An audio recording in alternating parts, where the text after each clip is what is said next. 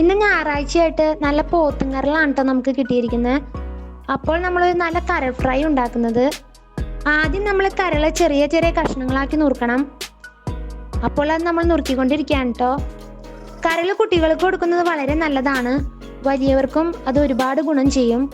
ചെറിയ ചെറിയ കഷ്ണങ്ങളാക്കി നുറുക്കി ഒരു പാത്രത്തിലേക്ക് മാറ്റി വയ്ക്കുക. നല്ല വെള്ളത്തിൽ 2-3 പ്രാവശ്യം നന്നായി കഴുകിയെടുക്കണം. നന്നായി കഴുകിയെടുത്ത് വെള്ളം പിഴിഞ്ഞെടുത്ത് എടുക്കുക. അതിനുശേഷം അത് കുക്കറിലേക്ക് ഇടുക. കുക്കറിലേക്ക് ഇടുന്നതിനോടൊപ്പം തന്നെ നമ്മൾ ഇൻഗ്രീഡിയൻസ് ചേർക്കേണ്ടതാണ്. അതിനായി ആദ്യം തന്നെ കുറച്ച് ഉപ്പ്, മഞ്ഞൾപ്പൊടി, കുരുമുളക് പൊടി, വെളിച്ചെണ്ണ, കുറച്ച് ചൊറുക്ക എന്നിവ ചേർത്തതിന് ശേഷം കൈകൊണ്ട് നന്നായിട്ട് ഇളക്കിയെടുക്കുക. അതിനുശേഷം കുക്കർ അടച്ച് അടുപ്പത്തേക്ക് വെക്കുക.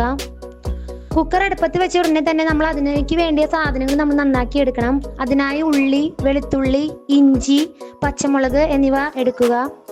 അതിനുശേഷം അത് ചതച്ച് മാറ്റി വെക്കുക. 2 വിസിലടിച്ചതിന് ശേഷം അത് തുറന്ന് നന്നായി ഇളക്കിയെടുക്കുക.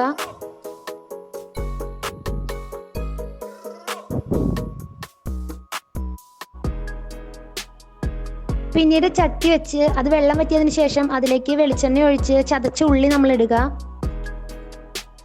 അത് നന്നായി ഒന്ന് വഴണ്ടു വരുമ്പോൾ നമ്മൾ അതിനകത്തേക്ക് ചതച്ച് വെച്ചിരിക്കുന്ന ഇഞ്ചിയും വെളുത്തുള്ളിയും ചേർക്കുക.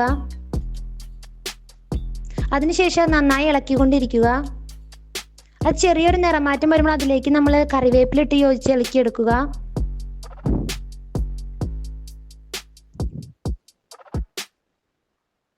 അതിനുശേഷം നമ്മൾ പച്ചമുളക് ഇടുക. പച്ചമുളക് ഇട്ടതിന് ശേഷം നന്നായി ഒന്ന് ഇളക്കിയെടുക്കുക. അത് കരിയാതെ നമ്മൾ ശ്രദ്ധിക്കേണ്ടതാണ്. നന്നായി ഇളക്കിക്കൊണ്ടേ ഇരിക്കുക. അതൊരിതും വഴന്നു വരുമ്പോൾ നമ്മൾ അതിനകത്തേക്ക് കുറച്ച് മഞ്ഞൾപ്പൊടി, കുറച്ച് മുളക് പൊടി, കുരുമുളക് പൊടി, ഉപ്പ് ആവശ്യത്തിന്, ഗരം മസാല എന്നിവ ചേർത്ത് നന്നായി ഇളക്കുക. കരിയാതെ നമ്മൾ പ്രത്യേകം ശ്രദ്ധിക്കേണ്ടതാണ്. അതിലേക്ക് കുറച്ച് പെരിഞ്ജീരകം കൂടി ഇട്ട് ഇളക്കിയെടുക്കുക. തീ കുറച്ച് വെച്ചതിന് ശേഷം അതിനകത്തേക്ക് നമ്മൾ വേവിച്ച് വെച്ച കരൾ ചേർക്കുക. കരൾ ചേർത്തതിന് ശേഷം നന്നായി ഇളക്കിക്കൊണ്ടേ ഇരിക്കുക. ആവശ്യമെങ്കിൽ കുറച്ച് ഉപ്പും കൂടി ചേർക്കാവുന്നതാണ്. നന്നായി ഇളക്കി അത് നല്ല ഫ്രൈ ആകുന്ന വരെ നമ്മൾ ഇളക്കിക്കൊണ്ടേ ഇരിക്കുക. അടിയിൽ പിടിക്കാതെ പ്രത്യേകം ശ്രദ്ധിക്കണം. നന്നായി ഇളക്കി യോജിപ്പിച്ചെടുക്കുക.